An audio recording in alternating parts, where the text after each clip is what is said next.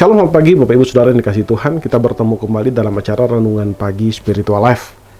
Pagi hari ini kita akan melanjutkan pembacaan Alkitab kita yang sekarang terambil dari Kitab Kejadian pasal 26 ayat 16 sampai 23. Saudara, ini merupakan bagian dari perikop perjanjian Ishak dan Abimelek. Saya akan membacakan bagian firman Tuhan ini bagi Bapak Ibu Saudara sekalian.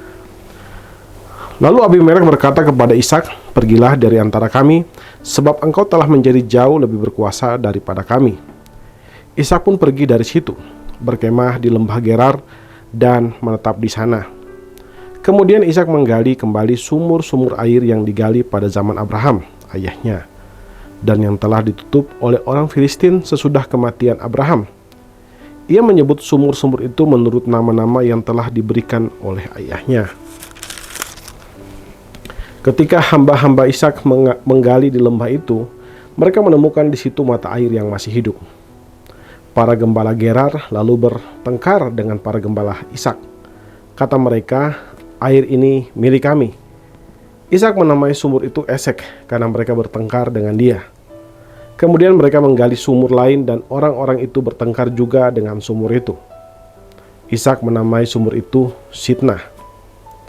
Ia pindah dari situ dan menggali sumur yang lain. Tetapi tentang sumur ini mereka tidak bertengkar. Sumur ini dinamainya Rehobot.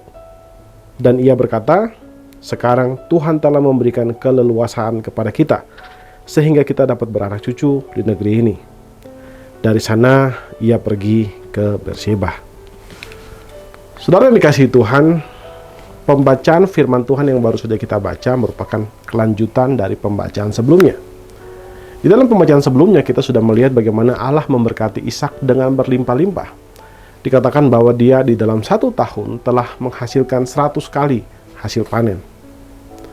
Dan di dalam pembacaan ini kita melihat bagaimana sikap Abimelek terhadap berkat yang telah diterima oleh Ishak. Dikatakan di sana bahwa Abimelek meminta Ishak untuk pergi karena Ishak semakin berkuasa. Dan Abimelek takut kalau dia semakin berkuasa daripada Abimelek itu sendiri, sehingga dia meminta Ishak untuk pergi dari situ. Saudara, kita melihat bagaimana sikap Ishak. Ishak kemudian pergi dengan menggali sumur-sumur yang dulunya telah digali oleh ayahnya, namun kemudian ditutup oleh orang Filistin. Dan dia menemukan ada kurang lebih 2 sumur di situ. Sumur yang pertama yaitu Esek. Setelah dia gali, kemudian orang-orang atau gembala-gembala dari Gerar datang dan mereka mengklaim bahwa itu adalah milik mereka. Hal yang sama pun dengan Sitnah. Ketika dia menggali sumur Sitnah, orang-orang Kristen pun datang dan mengklaim bahwa itu milik mereka. Namun yang ketiga, setelah dia menggali sumur Rehobot, mereka tidak bertengkar. Dan karena itulah dia melihat bagaimana Tuhan telah memelihara kehidupan dia. Nah, saudara yang dikasihi Tuhan, ada 3 hal yang bisa kita pelajari dari kisah ini. Yang pertama, kita bisa mempelajari tentang bagaimana kita menghadapi konflik dengan bijaksana. Ayat 16 dikatakan bahwa Abimelek meminta Ishak pergi karena dia merasa terancam dengan berkat-berkat Tuhan yang telah dilimpahkan kepada Ishak. Tetapi Ishak memilih untuk pergi dan menetap di lembah Gerar. Ini menunjukkan pentingnya bagaimana kita menghindari konflik. Saudara, memang seringkali konflik pun harus dihadapi. Tapi ada juga kalanya kita harus menghindari konflik karena mungkin konflik itu tidak setimpal dengan kerugian yang mungkin dihasilkan oleh konflik itu. Ishak tidak mau berkonflik dengan orang-orang yang ada di situ dan karena itu dia memilih untuk pergi.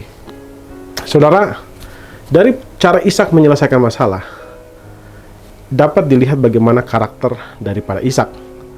Bahwa dia adalah orang yang baik dan dia adalah orang yang tidak mau mencari keributan.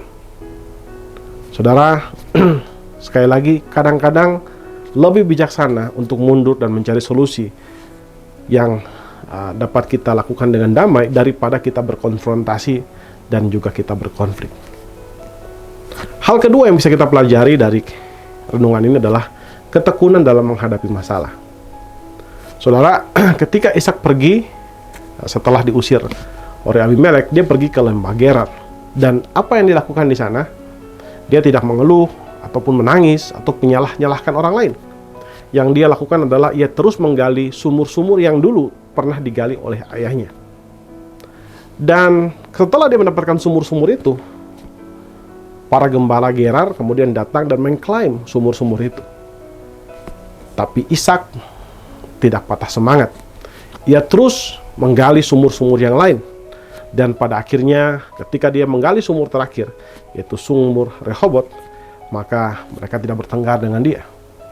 Saudara, kita melihat di sini bagaimana dia tetap memiliki ketekunan untuk menghadapi masalah. Dia tidak menyerah ketika menghadapi masalah. Tidak mencoba mencari kambing hitam, tidak berusaha hidup di dalam keadaan mengeluh, tapi dia berusaha berupaya semaksimal mungkin untuk menyelesaikan masalah. Saudara, saat kita terus berusaha dan tidak menyerah untuk menyelesaikan masalah kita, pada akhirnya kita akan menemukan jalan keluar dari masalah yang sedang kita hadapi itu. Hal ketiga yang bisa kita pelajari dari renungan ini adalah penyertaan Tuhan. Saudara, menarik, setelah Ishak bertemu dengan atau menemukan sumur di Rehobot, dia berkata bahwa sekarang Tuhan telah memberikan keleluasan kepada kita sehingga kita dapat beranak cucu di negeri ini. Saudara, sumur yang ditemukan itu yang digali oleh dia sendiri, bukan Tuhan yang menggali. Tapi dia melihat bahwa semua berkat yang didapatkan itu karena Tuhan. Ini menunjukkan bahwa Ishak menyadari bahwa semua keberhasilan yang didapatkan itu karena penyertaan Tuhan dan bukan karena kehebatan dia atau usaha dia dan ketekunan dia. Saudara, karena itu bahwa kita harus menyadari bahwa setiap usaha kita atau setiap pencapaian kita terdapat campur tangan Allah. Ketika kita mengakui bahwa Tuhan bercampur tangan atau mengintervensi kehidupan kita, memberikan berkat-berkat kepada kita, maka dari hati kita akan lahir rasa syukur atas penyertaan Allah yang telah membawa kita ke pemahaman kita yang lebih dalam lagi tentang peran Allah dalam kehidupan kita. Karena itu saudara, semua hal yang harus kita hadapi, semua masalah yang kita hadapi, mari kita hadapi dengan tekun, hadapi dengan penuh kerajinan, ya. Asah semua kemampuan saudara, gunakan semua kemampuan saudara, tapi ingat bahwa hasil akhirnya yang tentukan adalah Tuhan. Kita tetap menyerahkan apa yang kita lakukan ke dalam tangan Tuhan. Semoga Tuhan memberkatinya dan Tuhan menjadikannya sebagai jalan untuk menyelesaikan masalah kita. Amin.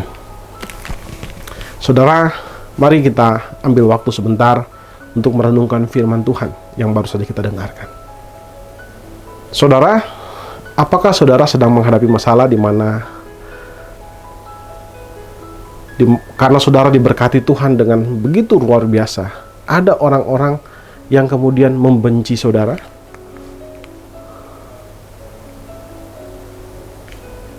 Saudara, mari kita mengambil waktu sebentar untuk berdoa, meminta anugerah Roh Kudus untuk memberikan kemampuan bagi kita untuk tetap mengasihi mereka, untuk tetap tidak berkonflik dengan mereka atau membenci mereka, dan tetap melakukan semua yang terbaik yang bisa kita lakukan dengan tekun untuk dapat menyelesaikan masalah yang sedang kita hadapi saat ini.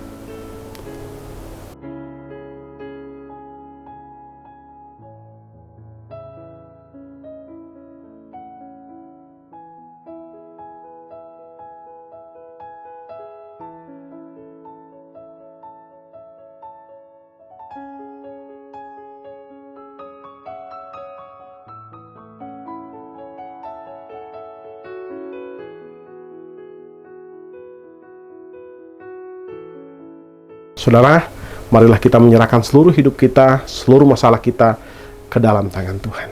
Mari kita tundukkan kepala, kita berdoa. Ya Tuhan Allah Bapa kami bersyukur buat kasih dan setiamu kepada kami. Terima kasih jika Engkau menjaga, melindungi kami dari istirahat malam sampai pagi hari ini kami boleh bangun, itu hanya karena anugerah-Mu bagi kami. Kami juga bersyukur buat firman Tuhan yang hari ini telah kami baca dan kami renungkan, yang sudah mengajarkan kami tentang bagaimana kami harus hidup di dalam ketaatan, ke dalam kasih, dan penuh ketekunan, dan percaya bahwa Engkau menyertai kehidupan kami. Ajar kami untuk selalu berserah kepada Engkau, supaya dalam kehidupan kami pun mendapatkan anugerah-Mu, ketika kami harus menyelesaikan semua masalah-masalah yang kami hadapi. Pimpin kami, berikan kepada kami kebijaksanaan supaya kami boleh menghadapinya. Terima kasih Bapa, dalam nama Tuhan Yesus kami berdoa. Haleluya. Amin. Amin. Bapak Ibu Saudara yang dikasihi Tuhan, demikian renungan kita pada pagi hari ini. Selamat menjalani hari ini dan Tuhan Yesus memberkati kita semua.